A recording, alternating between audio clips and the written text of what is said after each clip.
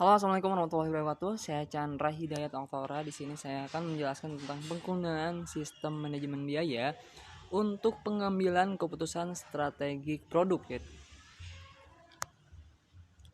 Apa sih definisi manajemen biaya itu gitu?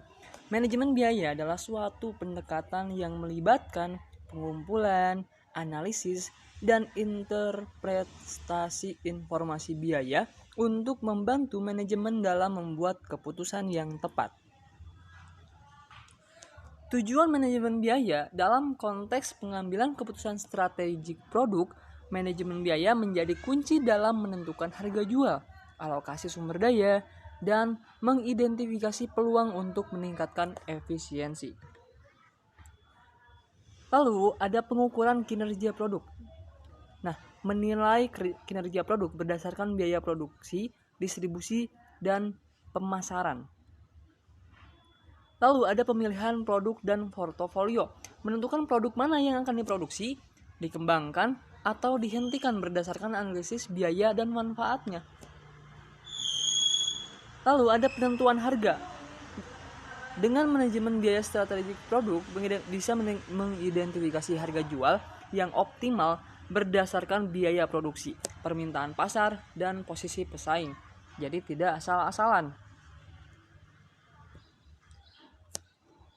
Lalu ada perencanaan laba, yaitu untuk menggabungkan informasi biaya dengan proyeksi penjualan untuk merencanakan laba yang realistis. Untuk contoh kasusnya, saya akan membawa dari perusahaan Nokia, yaitu dengan judul Kegagalan Bisnis dari Nokia dalam Pengambilan Keputusan Strategik Produk.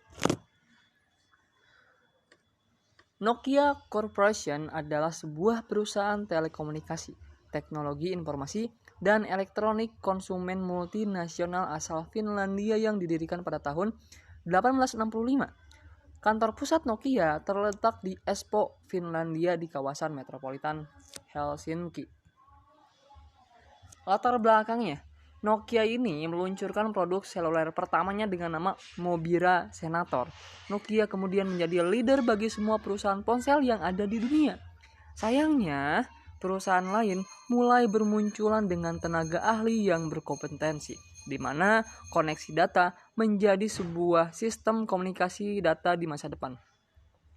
Bukan lagi komunikasi suara, dan sayangnya Nokia baru menyadari hal ini di tahun 2013 saat divisi hardware Nokia diakuisisi oleh Microsoft, dan disitulah akhir masa kejayaan Nokia yang menganggap remeh semuanya, bergerak terlalu lambat.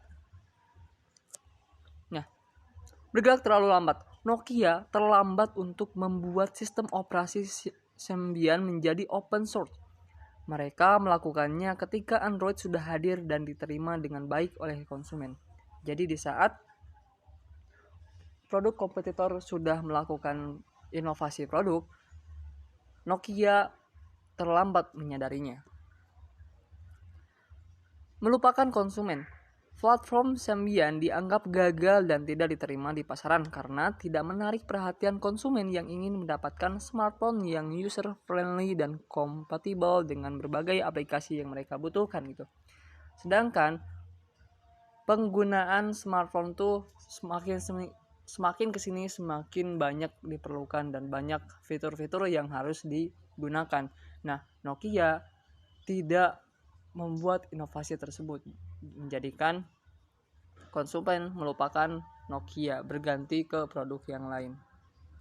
Lalu ada budaya inovasi gagal dikembangkan. Mereka puas dengan keberhasilan yang sudah dimiliki dan gagal dalam merencanakan perkembangan selanjutnya yang dibutuhkan untuk mendapatkan keuntungan di masa depan. Terlalu menikmati masa jayanya sehingga melupakan rencana untuk inovasi ke depannya. Lalu tidak mendengarkan masukan. Perusahaan tidak bisa menilai kinerja dari diri sendiri secara efektif dan subjektif. Jadi kesimpulannya, kurangnya analisis biaya juga dapat menyebabkan ketidakmampuan dalam merespon dengan cepat terhadap perubahan pasar dan memahami dampak finansial dari keputusan strategis.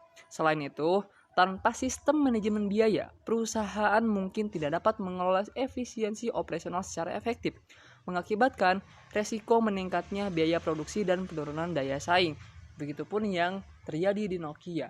Mereka telat untuk menganalisis produknya sehingga produk orang lain lebih unggul dibanding Nokia dan ketinggalan jauh. Mungkin itu saja materi dari saya. Terima kasih. Wassalamualaikum warahmatullahi wabarakatuh.